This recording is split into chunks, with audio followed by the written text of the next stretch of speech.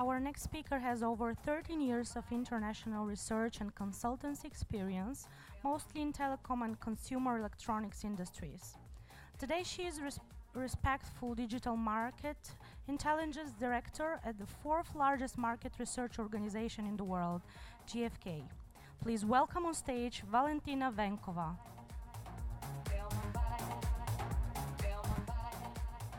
Hi everyone, ladies and gentlemen. Let me start with a funny but actually real story which happened 2 years ago in the US, and I think it describes better the value of big data and big data algorithms than any other big numbers that nobody can digest anymore. So it was 2 years ago in the US when one day a very angry and unsuspecting father stormed into the supermarket of Target to yell at the store manager that the supermarket is sending to his teenage daughter coupons for baby clothes or products for pregnant women. So the store manager apologized to the father and assured him that they will not longer send such coupons to his daughter. And 2 weeks later, when the store manager called the father, you know, it's the US, the client is the king, to check whether everything is okay, actually the father had to apologize to Target because it turned out that his daughter is really pregnant. I think that this is a great example of how good math or good algorithms, what they can do actually with big data. However, I think that we are not even halfway where we want to be in terms of big data analytics, as probably the next very funny but real statement, I think, statement suggests. Big data, I think many of you have probably seen that. It's like a teenage sex, yeah? Everyone is talking about, claiming that they can do it, but nobody really knows how to do it. And at the end of the day, everyone claims they can do it and talk about it. But let's get serious and look at the characteristics which make big data such a big challenge for so many companies. So big data is not only high volume or velocity data that is constantly in change and high variety informational assets which require specific data processing approaches to analytics in order to enhance decision making, to enable insight generation or process optimization. Recently, it was the veracity, which was added by some companies to describe the difficulty in managing accuracy and reliability. And I think this is what really makes the usage of big data useful and also make it valuable for companies. That's the veracity. That's because we always have doubts that we have the right data, we manage to extract the right insight. And because of these characteristics, big data is really incomplete, very often biased, is highly selective, and it requires very specific expertise and has analytical limitations. But not only that, we believe that at GfK that we need to have a reference frame in order to fight or to solve the issue related to biasness and incompleteness. What is a reference frame? Let me come back to that in a second. So how can we make it simpler is the question. How can we really extract those insights? Well, we need to have to ask the right questions, the right business questions. Why do we need big data? Not just for the sake of it, of course. Is this data that we need available? Can we extract it from somewhere? It's not only internal data that we have at our companies. And of course, we need to make sure that it can be used from a legal perspective. But we need something else, because very often own data is incomplete, it's not sufficient, and very often businesses need to use data from outside sources for calibration and enrichment purposes. And this is what we call reference data. What is reference data? In many cases, that's consumer profile data. And this consumer profile data is a structured data. it comes from, let's say, consumer panels or behavioral data. For example, at GfK, we have consumer panels, we have purchase scan data or retail POS tracking data. These reference data help us measure, understand the level of bias or the level of incompleteness that we need to know when we use our own data, internal data. So on the one hand side, we have big data coming from all these sources, social media, electronic POS data, cookie data, whatever you call it. On the other side, we have the reference data, and we believe that when combining the best of both worlds, applying the right data processing and analytical approaches, we can turn big data into smart data, and of course, also while ensuring that we comply with the existing data privacy laws. So very briefly, an overview of our experience, big data experience at GfK. It spans from cookie tracking, which is used to measure the exposure to digital advertising, to tracking of real behavioral data on mobile and desktop devices, to the analysis and enrichment of location and mobile data that we are receiving from mobile operators or network operators, to social media intelligence data, big data algorithms.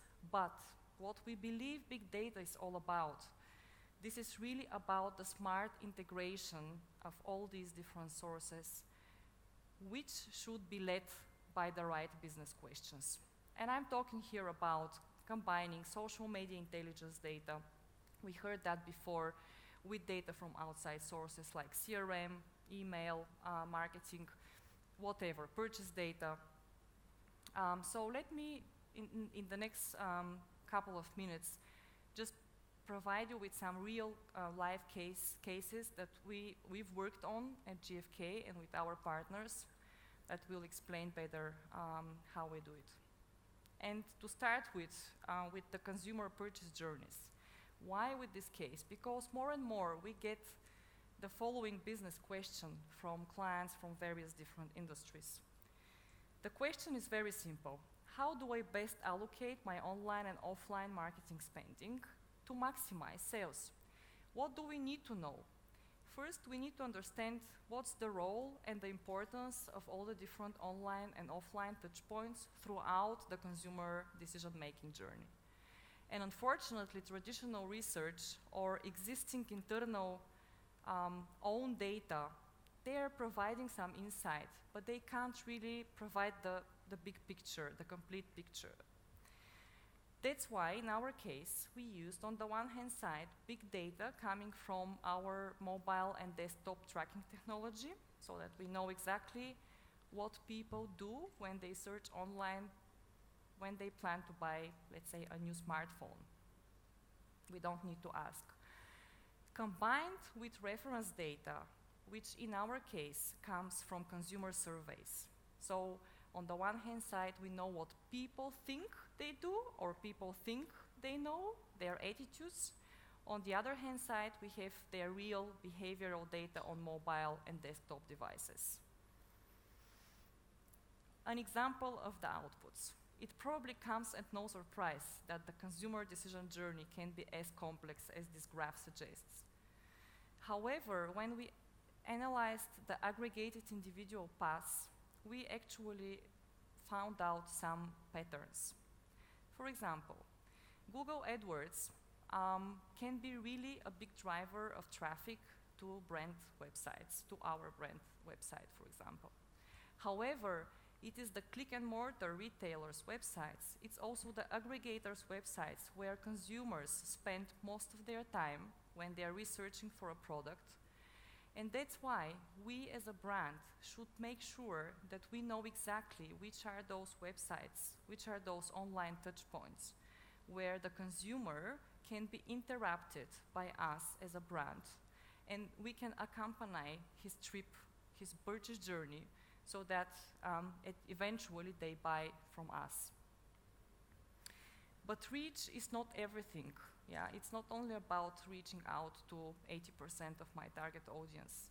It's also about knowing what's the exact impact of those online and offline touch points on the brand choice, on the purchase.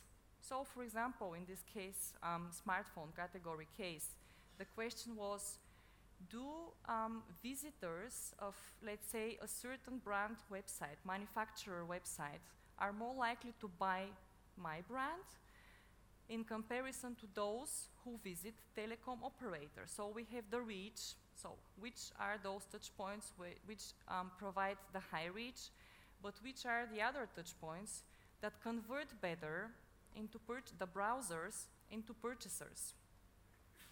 And to make things even more complicated, we can get insights into the digital pathways of different consumer buyer segments. So what we have on this slide, I know it looks very complicated, but that's from a Russian case study. That's why you see Yandex, which is the Russian Google in Russia. That's the biggest search engine. Our client, a smartphone manufacturer, wanted to understand what is the role of the search in the consumer decision purchase journey. So is it a channel which the consumer uses in the very beginning of the research process, or it's relevant in the middle or towards the end, closer to the purchase? Because this is very important for the search engine optimization and the search engine marketing strategy. Which keywords we should use, because this should reflect at the end of the day the search patterns and the search behavior of consumers. The next example is, this is an example of a situation where big data may be really rich, but if it's not linked to other data sources, its value might be under question. How brands use social media data nowadays? How do they measure? They measure tweets, engagement rates, shares, reposts, and so on. However, what's the value of the information that my share of positive sentiment is higher than the share of positive sentiment of my competitor? Does this higher share of positive sentiment transform into higher purchases, higher brand bonding, and so on? These kind of questions we are trying to answer by combining social media data, linking it to data from other sources that we own, be it digital tracking data, brand trackers from surveys, or sales and distribution data coming from our POS tracking. The thing is that the maximum value of social media data can be provided only when this is connected to other data sources. To give you an example, where an FMCG client came to us with the question, I want to understand, how can I understand whether the social media I utilize in my campaign is affecting the product sales of my products? Very tough question. In many cases, you can't really measure this very precisely. So what we did is that we combined social media data and consumer scan purchases data, real. We have panels where we scan with, where our panelists scan their own FMCG purchases. We combined that, and the results were stunning, because what we found out is that the value of a customer who visited the Facebook fan page, or watched the video on YouTube, or read a blog or a board of this brand, the value of these customers was by 8 to 20% higher than the value of the average buyer of this category. Great results. The thing is that this is not often and always the result. That's why we believe that businesses, brands, should be able to measure this so-called social ROI.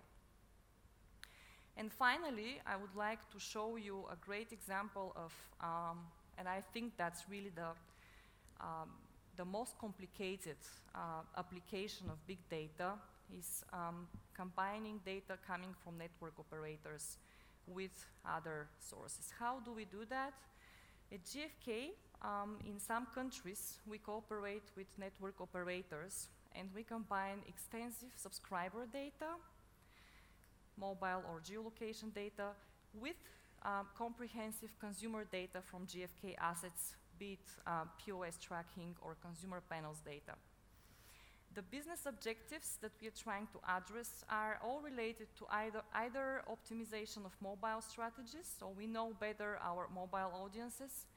We can benchmark our mobile properties performance versus competitors. We can also improve the user experience depending on the operational system, device, also according to the different screen designs or displays, and overall, the optimization of mobile as a communication channel. When it comes to big data, it's not only about finding the needle in the haystack, it's also about visualizing the output in order to tell a story. And I think this is a great way. It's a screenshot, unfortunately, I can't show you how it works in a dynamic way. It comes from UK, where we tried to measure, to evaluate the online retail fashion landscape. And we identified these top 25 top online fashion domains in UK, which are closer to the circle. The question was, when someone visits one of these 25 websites, where do they go next?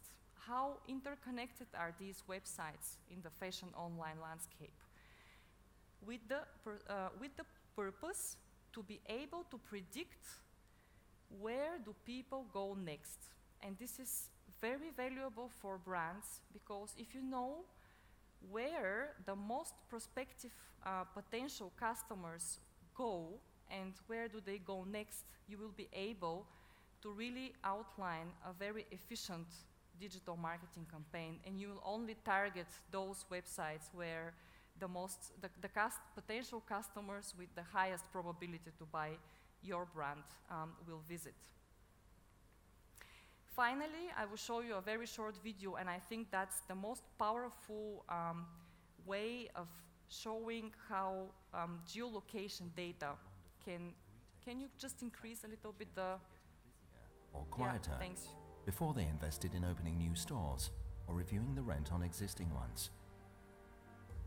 Having reliable stats of footfall in your location is one thing, but now there's a way of knowing so much more. Smart Steps uses mobile data, anonymized and aggregated, for hour-by-hour insight into the movement and behavior of crowds. With Smart Steps, you can see which types of consumer were there by socio-demographic type. Because Smart Steps measures actual behavior instead of perceived or claimed behavior, this insight could really help you put your business on the map. You can tell, for instance, whether the crowd stayed at home or their footfall went elsewhere. Better still, it can tell you if your competitors' areas experienced the same thing. Imagine if you are able to measure a marketing campaign's success against naturally growing or declining footfall around your stores. Or if you could reward loyalty and incentivize new customers through targeted marketing. Think how effective your marketing would be if you also knew how often and which types of customers traveled in your area or your competitors.